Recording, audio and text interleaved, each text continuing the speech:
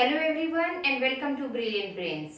आज के video lecture के अंदर मैं कवर करने जा रही हूँ chapter 1 class 10th history the rise of nationalism in Europe means Europe के अंदर राष्ट्रवाद का उदय। इससे पहले के वीडियो लेक्चर्स के अंदर मैंने आपको बताया कि राष्ट्रवाद क्या होता है, कौन सी भावना होती है और किस तरीके से जो फ्रांसीसी क्रांति के अंदर नेशनलिज्म की, राष्ट्रवाद की भावना उभर कर सामने आई थी, वो पूरे यूरोप के अंदर क्रिएट होने लगी, वो फैलने लगी। ठीक है, तो सोसाइटी का स्ट्रक्चर बताया मैंने। एरिस्टोक्रेसी थी, मिडिल क्लास एमर्ज होकर आता है, उभर कर सामने आता है, और लिबरलिज्म का आइडिया में सुधारवाद का जो सोच था, विचार था, वो उभर कर सामने आता है। और अलग अलग जो सेक्शन थे सोसाइटी के, वो लिबरलिज्म को, उदारवाद को किस तरीके से अलग अलग पॉइंट ऑफ व्यू से डिस्क्राइब करते हैं। आज के वीडियो लेक्चर के अंदर हम क्या करेंगे, न्यू कंजर्वेटिज्म आफ्टर 1815। 1815 में एक इंसिडेंट हुआ था, बहुत ही इंपॉर्टेंट इंसिडेंट हुआ था कि जो नेपोलियन था, जो कन्वेंशन के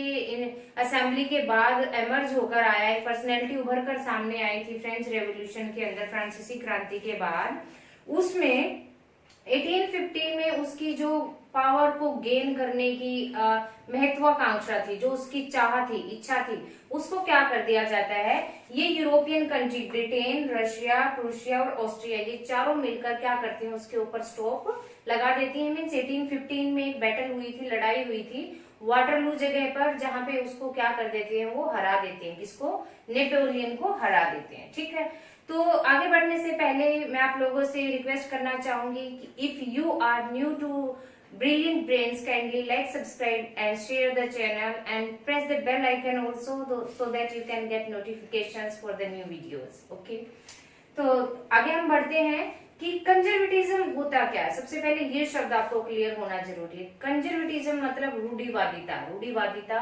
रूढ़िवाद वो भावना, वो लोग जो पुराने कल्चर को, ट्रेडिशंस को एग्जिस्टेंस में रखना चाहते हैं, पुरानी मान्यताओं को, चलन है, जो रिवाज हैं, उनको प्रेजेंट टाइम में भी अपनाना चाहते हैं। तो वो भी एक विचार उभर कर सामने हमने देखा कि मिडिल क्लास किसको फॉलो कर रही थी, उदारवादिता को, लिबरलिज्म को। लेकिन जो पुराने एरिस्टोक्रेसी से बिलोंग करने वाले लोग थे, जिनकी पावर छीनी जा रही थी, समाज के अंदर बदलाव के कारण उनका स्टेटस बदल रहा था, उनकी स्थिति नीचे आती जा रही थी, उन्होंने क्या फैसला लिया कि हम रूढ़िवादिता का पालन करेंगे। तो कैसे स्टेप बाय स्टेप हम कवर करते हैं इसे।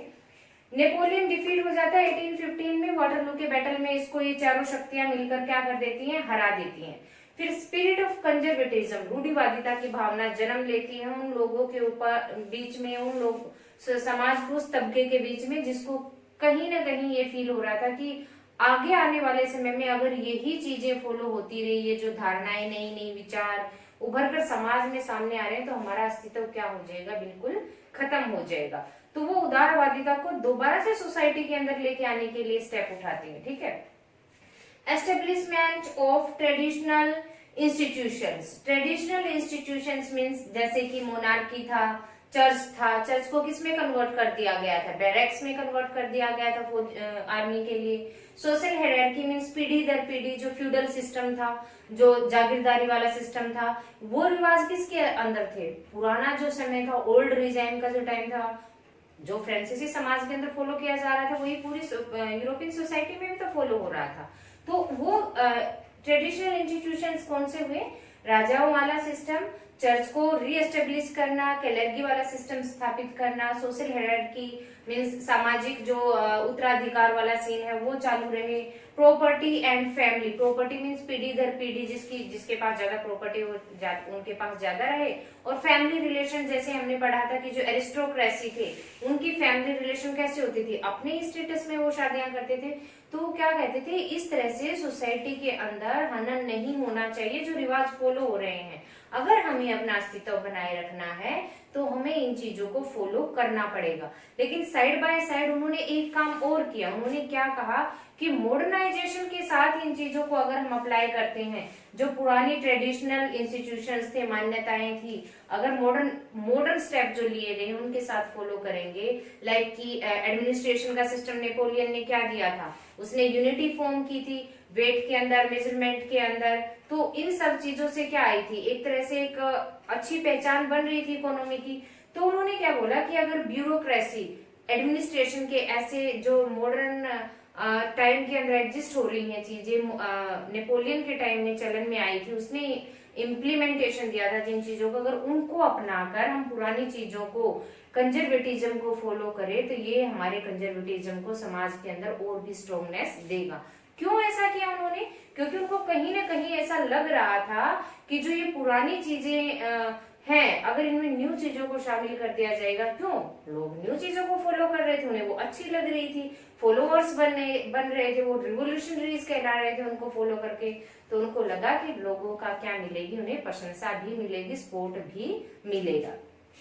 तो ये उनके माइंड में थॉट आई with the establishment of new system also. अब modernisation could strengthen the traditional institutions, ये मैंने आपको क्लियर कर दिया, बेस्ड ऑन नेपोलियन की एडमिनिस्ट्रेशन का जो सिस्टम उसने नेपोलियन ने फॉलो किया था उसको भी उन्होंने अपनाया। अब क्या कहता है, meeting of European great power, इस कंजर्वेटिज्म का जो उन्होंने अपना डिसीजन लिया कि हम पुराने सिस्टम को फॉलो करेंगे, तो वो क्या करते हैं, एक जगह पे मीटिंग करते हैं। कौन करते हैं? ये ग्रेट पावर्स के रूप में उभर कर सामने आई थी यूरोप की, ब्रिटेन, रशिया, प्रूशिया और ऑस्ट्रिया, क्योंकि इन्हीं चारों ने मिलकर किसको हराया था?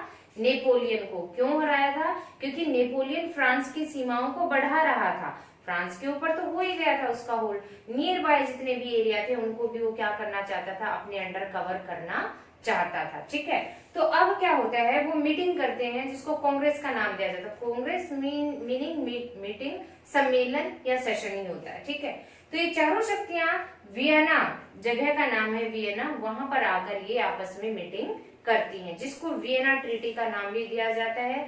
यहाँ से इंपॉर्टेंट क्वेश्चन आपका बनता है, हर बहुत बार आता है एनसीईआरटी के अंदर, तो इसके ऊपर 1 मार्क में भी क्वेश्चन निकलता है कि वियना समझौता या संधि कब हुई थी, when Vienna treaty was held. ठीक है, तो कांग्रेस हेल्ड होती है 1815 के अंदर। 1815 में ही वो क्या करते हैं, नेपोलियन को हरा देते हैं, और 1815 में ही वो क्या करते हैं, मीटिंग करते हैं वियना जगह पे, जिसको वियना ट्रीटी का नाम भी दिया जाता है।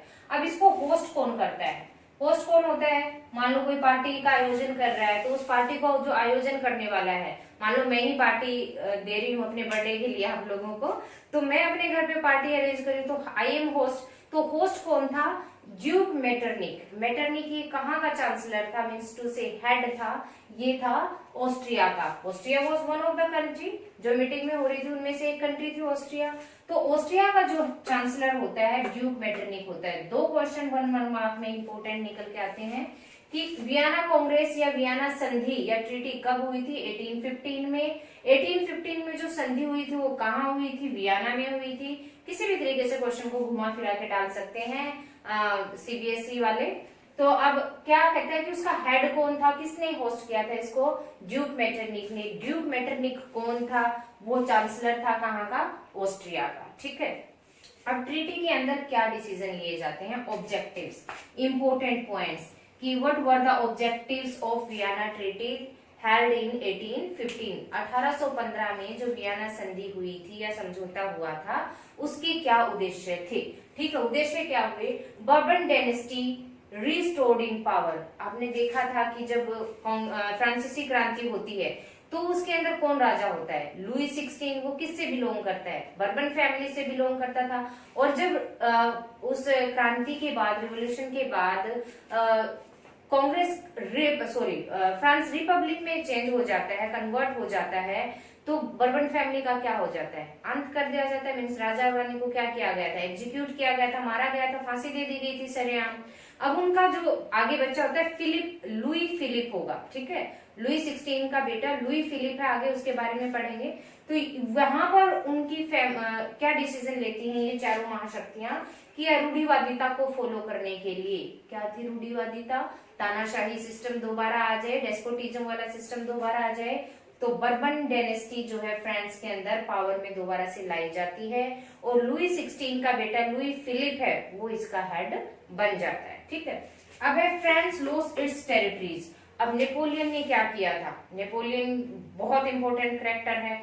उसने क्या किया था कि फ्रांस की सीमाओं को बढ़ाया था, दूसरी कंट्रीज की सीमाओं को जीतने के बाद अपनी कंट्री की बाउंड्रीज को वो बढ़ा रहा था। तो वो ट्रीटीज, जो भी जमीन का जो हिस्सा, ज्योग्राफिकल एरिया यूरोप के अंदर जिसके ऊपर नेपोलियन ने कब्जा किया था, वो क्या कर दी गई समझौते के अंदर, फ्री कर दी गई कि अब इनके ऊपर फ्रांस का कोई हक नहीं रहेगा। तो क्या करता है, territories divided between Russia, Austria, Prussia and Britain, इन चारों शक्तियों के बीच में ये डिवाइड कर दी जाती है। मैं आपको समझाती हूँ एग्जाम्पल के थ्रू। मान लीजिए कि ये फ्रांस है, ठीक है, ये फ्रांस है, तो चारों शक्तियों ने इसकी चारों सीमाओं पर डेरा डाल दिया ताकि इन फ्यूचर आगे जो फ्रांस के अंदर, क्योंकि अवेयरनेस बहुत ज्यादा आ गई थी लोगों के अंदर, नेशनल असेंबली के लोग एजुकेटेड थे मेनली, और वो स्प्रेड ही चाहते थे, होल्ड चाहते थे हर चीज पे। तो चारों शक्तियों ने क्या किया कि फ्रांस की चारों सीमाओं के ऊपर डेरे डाल लिए, अपना कब्जा कर लिया, ताकि फ्रांस भविष्य के अंदर अपनी सीमाओं को ना बढ़ा सके दूसरे एरिया पे इन्वेड करके। जो नॉर्थ हिस्सा था उसके अंदर नीदरलैंड और बेल्जियम आते थे, ठीक है, तो बेल्जियम को किसके अंदर कर दिया गया, नीदरलैंड के अंदर कर दिया गया। मैंने पावर शेयरिंग चैप्टर में भी आपको बताया है 10th क्लास के अंदर कि बेल्जियम फ्रांस का नेबरिंग कंट्री है जिसका साइज हरियाणा के साइज के बराबर है। तो यहाँ पर नॉर्थ जो एरिया है फ्रांस का वो इन दोनों के अंडर कर दिया जाता है, यहाँ से ये इसको आगे नहीं बढ़ने देंगे। और जो इधर से ईस्ट में पार्ट होता है वो इटली, जो नॉर्दर्न इटली का, आगे चल के इटली का पोर्शन लगता है फ्रांस के साथ, वो प्रूशिया के अंडर कर दिया जाता है, ताकि इधर, क्योंकि नेपोलियन ने इटली तक अपना कब्जा कर लिया था, तो यहाँ प्रूशिया के अंडर डाल दिया जाता है ताकि वो आगे इधर से ना बढ़ सके। और साउथ के अंदर जेनोवा के अंदर जो पिडमोंट का एरिया था, पिडमोंट भी इटली के अंडर आता था, पिडमोंट एरिया, और इस पे भी कब्जा किया हुआ था नेपोलियन ने, तो जियोना के अंडर पिडमोंट को कर दिया जाता है और वेस्ट के अंदर प्रूशिया के हवाले कर दिया जाता है फ्रांस को। तो इसकी चारों सीमाएं क्या कर देती हैं, चारों शक्तियां सील कर देती हैं ताकि आगे ना बढ़ सके। अब इसको मानना पड़ा फ्रांस को, कहीं ना कहीं उसका नुकसान हो रहा था कि दूसरे रिसोर्सेज पे उसका हक कम हो रहा था, लेकिन मानना पड़ा। क्यों मानना पड़ा, क्योंकि उसकी डेनिसिटी क्या कर रहे थे, वो रिस्टोर कर रहे थे, पावर में आ रही थी दोबारा, ठीक है। यहाँ लिबरल्स का कोई रोल नहीं है, यहाँ समाज का वो तबका काम कर रहा है जिसकी शक्तियां छीन ली जाती हैं, जिनकी वजह से रिवॉल्यूशन होती है समाज में। अब क्या होता है, जर्मन कन्फेडरेशन 39 स्टेट्स, 39 स्टेट्स के बारे में हमने पढ़ा था, जो जर्मनी के थे, जिनके ऊपर नेपोलियन ने कब्जा किया था, और वहां पर अलग अलग जगह पे जब बिजनेसमैन ट्रेड करने के लिए जाते हैं तो उन्हें कितना परसेंट टैक्स पे करना होता है, हर जगह 5%, और कितनी बार 11 टाइम टैक्स पे करना होता है। तो ये वो संघ था, महासम्मेलन था जर्मन का, इसको वो फ्रांस के पास ही छोड़ देते हैं, इसको टच नहीं वो करते हैं, सीमाएं सील कर देते हैं। लेकिन जर्मनी से इधर जो लगने वाली उसकी 39 स्टेट्स की यूनिटी थी, कन्फेडरेशन थी, उसको महासम्मेलन को, उन 39 स्टेट्स का जो ग्रुप था उसको फ्रांस के हवाले कर देते हैं। अब क्या होता है कि ये सब करने का मेन मोटिव क्या था उनका, क्यों चाहते थे वो ऐसा करना, ठीक है। मैंने पहले भी एक्सप्लेन किया कि उनको लग रहा था कि अगर ऐसे ही काम चलता रहा तो तुम्हारा अस्तित्व एक दिन क्या हो जाएगा, बिल्कुल खत्म हो जाएगा। तो main intention was to restore monarchy system को, तानाशाही को वो दोबारा से पावर में लेकर आना चाहते थे। उन्हें सहन नहीं हो रहा था कि third state of the society जो है अब इतने राइट्स को वो मतलब इंटरेस्ट ले रहा है, उनका फायदा उठा रहा है, मजे कर रहा है, राइट मिल गए उनको गवर्नमेंट चुनने के, उनको सुनने का अधिकार मिल गया, अपने विचारों को व्यक्त करने का अधिकार मिल गया, ये डाइजेशन नहीं हो रहा था उनको, ठीक है। Create a new conservative order in Europe. Conservative order means रूढ़िवादिता की एक नई धारणा बनाई। पहले रूढ़िवादिता क्या थी कि क्लेरिटी और नोबेलिटी को प्रिविलेजेस देते थे, उनपे थर्ड स्टेट से वो टैक्स लेते थे। लेकिन अब उन्होंने क्या किया, नेपोलियन के जो नए नियम थे उनको भी उन्होंने फॉलो किया।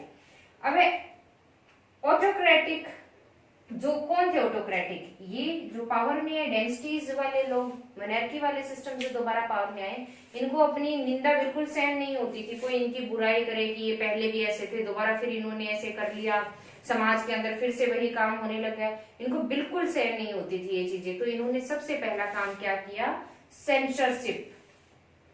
सेंसरशिप ये फॉलो कर देते हैं। सेंसरशिप मीन्स प्रतिबंध लगा देना प्रेस के ऊपर, मीडिया के ऊपर, प्लेइंग जो नाटक वगैरह बनाए जाते हैं जिसके थ्रू लोग एक्सप्रेशन देते हैं कि क्या गलत हो रहा है, क्या सही हो रहा है, तो ये सेंसरशिप को दोबारा से फॉलो कर देते हैं। लेकिन अब क्या होता है कि लिबरल सेक्शन सोसाइटी के अंदर एक्टिव हो चुका है, और ये लिबरल कौन थे, मिडिल क्लास लोग, जो कि बिजनेसमैन, जो कमर्शियल एरिया से बिलोंग करते थे, व्यावसायिक एरिया से बिलोंग करते थे, जो फिलोसफर्स के टच में आए थे, और मेनली क्या थे, पढ़े लिखे थे, नॉलेज इनके पास ज्यादा था, तो इन्होंने इस सेंसरशिप का सबसे ज्यादा विरोध किया और आगे चलकर फिर से यही चीज जो सेंसरशिप नाटकों के ऊपर, बुक्स के ऊपर, न्यूज़पेपर के ऊपर जो प्रतिबंध लगा दिया था कि कोई भी समाज का आदमी हमारे खिलाफ नहीं लिख सकता कुछ भी, हम अच्छे हैं और हम अपनी बुराई सुनना बिल्कुल पसंद नहीं करते हैं। तो लिबरल्स के लिए यही दोबारा से मुद्दा बन जाता है। सेंसरशिप की वो बड़ी ही कठोर तरीके से आलोचना करते हैं उसकी। ठीक है, तो आई होप कि आपको क्लियर हो गया होगा कि कंजर्वेटिज्म क्या है। मीन्स रूढ़िवादिता, जो पुराने विचारों को फॉलो करने वाले लोग होते हैं, हमेशा उन्हीं पुरानी मान्यताओं को मानते हैं। तो अब नेक्स्ट वीडियो लेक्चर के अंदर हम कवर करेंगे द रिवोल्यूशनरीज, मीन्स क्रांतिकारी। क्यों हुए क्रांतिकारी? आपको एक क्लियर विजन मिलता जा रहा है कि समाज के अंदर कैसे कैसे तबके के लोग रहते थे और क्या उभर रहा था, और कैसे वो जो मेनली पीजेंट्री सेक्शन था पॉपुलेशन की, सोसाइटी की ऑटोक्रेसी उनके ऊपर होल्ड करके रखती थी।